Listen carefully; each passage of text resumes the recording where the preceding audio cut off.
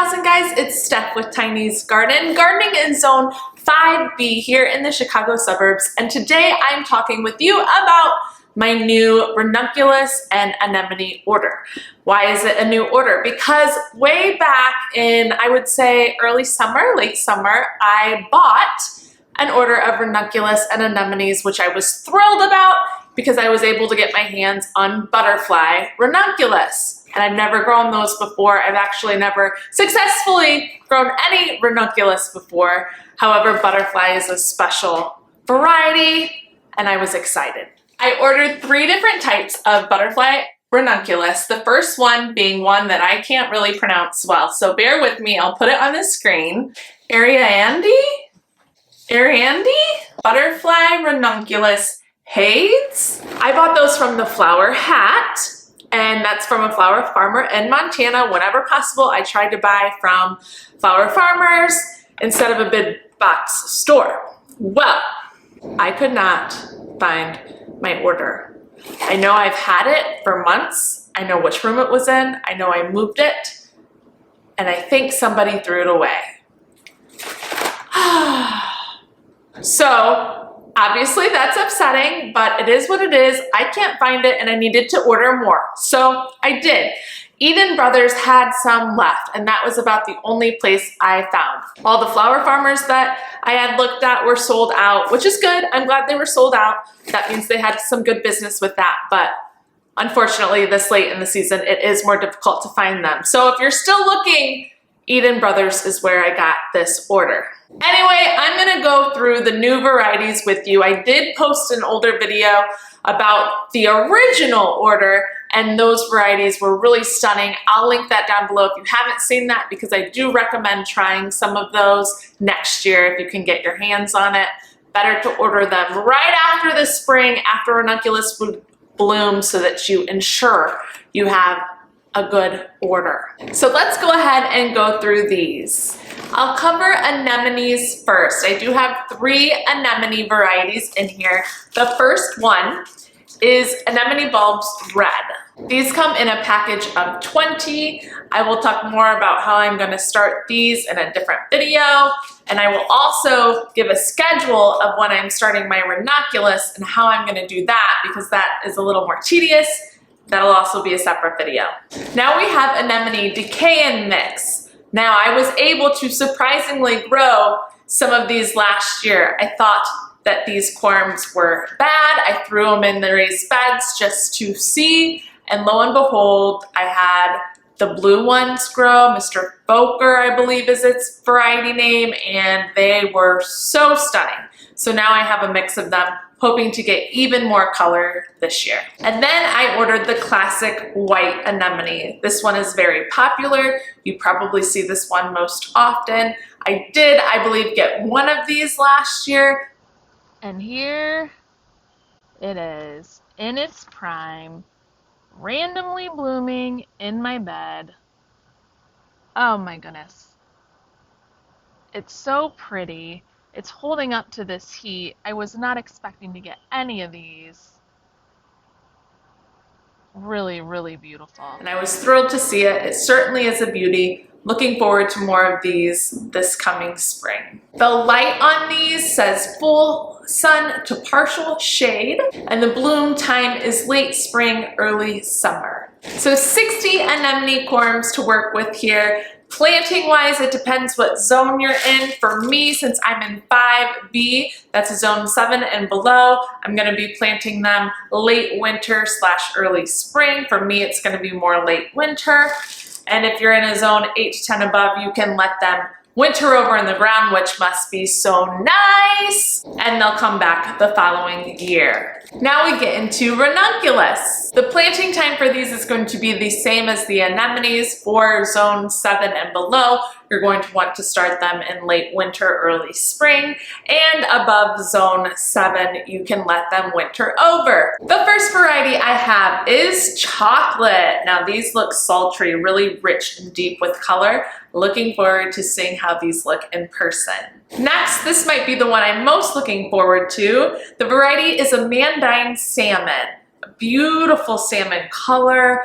This is one of the more popular Ranunculus ones that I've heard about from other people.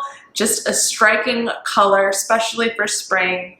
Can't wait to see this one. Pastel lemon. Trying a pastel lemon out. I'm not super crazy about the yellowy colors that I've seen of ranunculus, but this could be different in person. So we'll see how the pastel lemon shows. And then the last one is salmon. A little different from a Mandine salmon.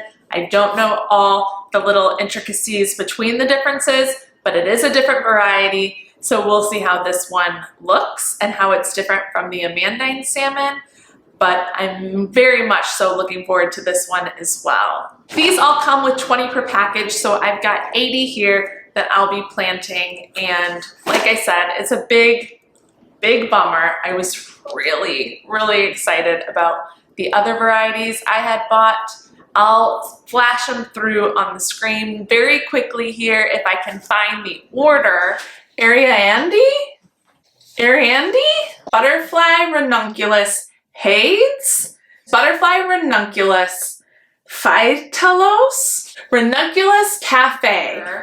So you can see what was there, but again, I'll link the video down below of the original unboxing. It's all right, we power through, and maybe I'll still find it. But either way, I've got some new ones to work with here. In the planting process, you will first soak all of these corms together for 3 to 4 hours, obviously separate by variety if you want to keep the varieties together.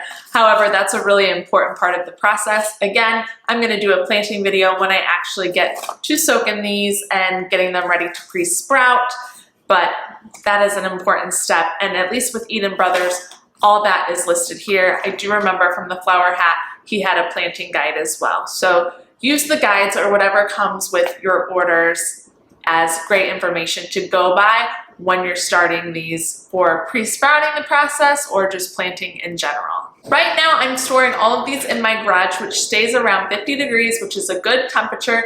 You don't want them to be in freezing temperatures while they're just being stored before you pre-sprout them, but you don't want them in very warm temperatures either. So 50 degrees is ideal.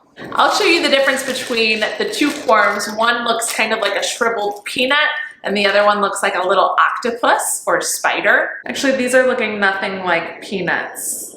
That was a bad description. Maybe a chocolate-covered peanut. Yeah, more like a chocolate-covered peanut.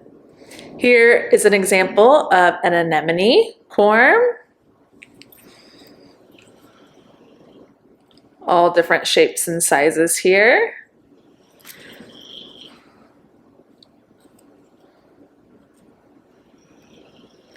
And here is a ranunculus corm. These, I would say, are on the smaller side, which I expect from a bigger company. I think the other ones I had were a little bigger looking, which I would prefer. Usually the bigger the corm, the better the bloom.